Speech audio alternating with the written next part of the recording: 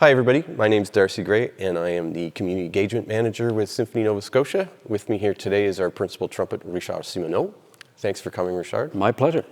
So we're going to talk about the trumpet.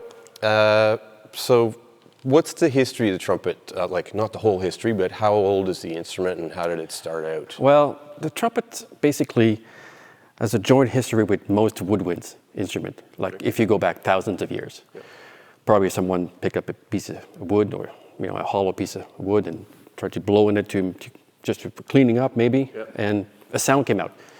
So basically that was the origin of all wind instrument, blowing into something makes a noise. And then it went on, as curious as we are as humans, we decided, well, what more can I do with this stick? Yeah. So I started experimenting with materials, with length, with, putting holes in it. And then eventually, the biggest transformation for the modern trumpet, as we know, it was the invention of the valves. So when approximately was that? Like what century did that was in the late valves? 1800s, mid 1800s to late 1800s. So anything before that, you would be changing pitch just with your lips, probably? Well, at first it was only lips because there was nothing else. It was nothing else but a big tube. Yeah. And the way to change the keys where the trumpet could play in was to change the length of the tubes. Okay. A little bit later on, someone figured that if you put holes in it, like a recorder, then you can actually have more combinations of notes, but you were still limited by the length of the tube. Okay. So that's when the valve was invented. It added some, if you can see it, each valve is connected to a tube. Yeah. So basically changing the length of the whole instrument. Right. And then adding all the notes in between those notes that were not, So it's all kind of curled up rather than having one big long Absolutely. thing. If you can imagine, it's a lot easier to carry. Yes. So this trumpet would probably be over a meter long if it was. I don't think it would be. It fit in no case whatsoever. So. Yeah, you'd be worse than a percussionist at that point. Yeah, carrying you'd have a very long bag to carry every time. So this is way more convenient, and it allows you to play basically all the notes that a piano can play, basically chromatically, up to a certain range.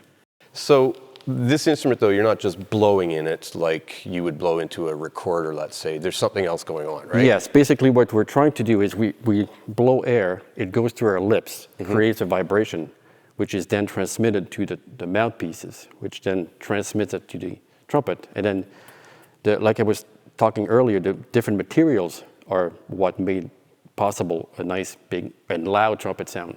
In this case, it's brass. Yeah. So it's a brass instrument, so it resonates. It's by blowing air, vibration, it just gets amplified, and then you get the trumpet sound. Excellent. So speaking of trumpet sounds, can you demonstrate maybe your low register and high register? So high, I think, can be. It depends on the day, and the time of day too. But you do have there is an ultimate low note, and you can't go lower than that. This is true. In this case, it's F sharp, low F sharp. I may have to work my way through there. Okay. Cool. So that's the fundamental of. That's the lowest possible note that you can play without cheating. So this is the lowest natural note that this particular instrument can play. Awesome. Can you go in the other direction for us? I can try to go in the other direction.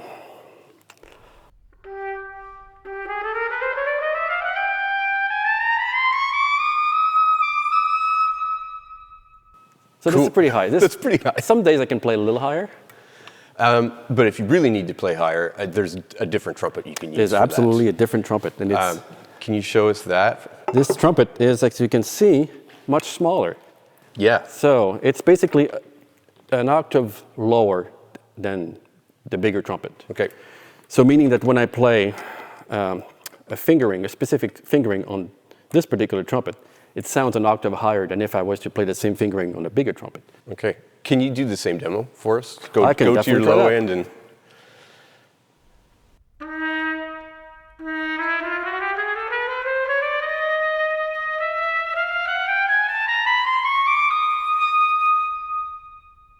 Cool. So it's called a piccolo trumpet, meaning it's a small trumpet. Excellent.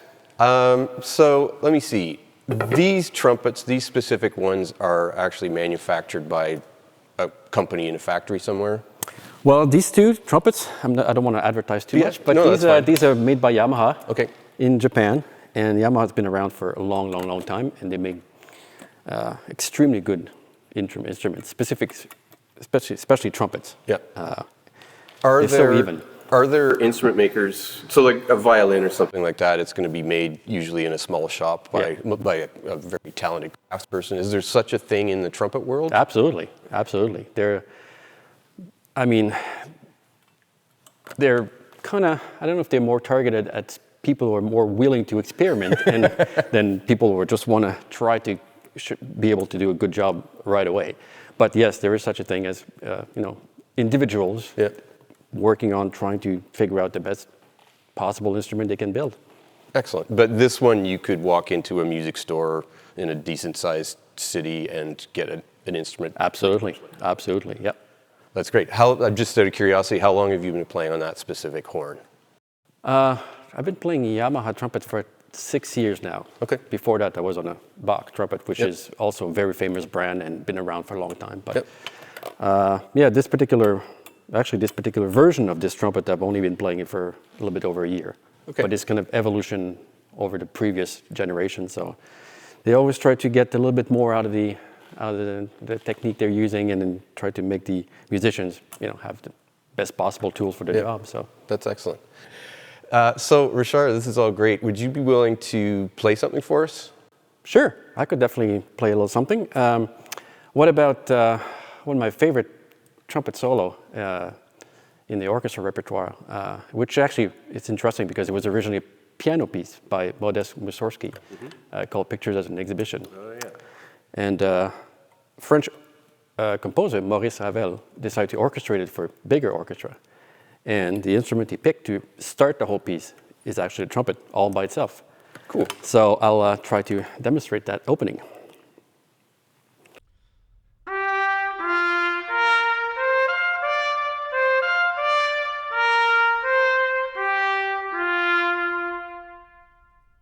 And nice. That's how it sounds. It's such a great piece. I know that excerpt really well. Thanks for being here today, Richard. My pleasure. Thank you for joining us, and we hope to see you at the Symphony real soon.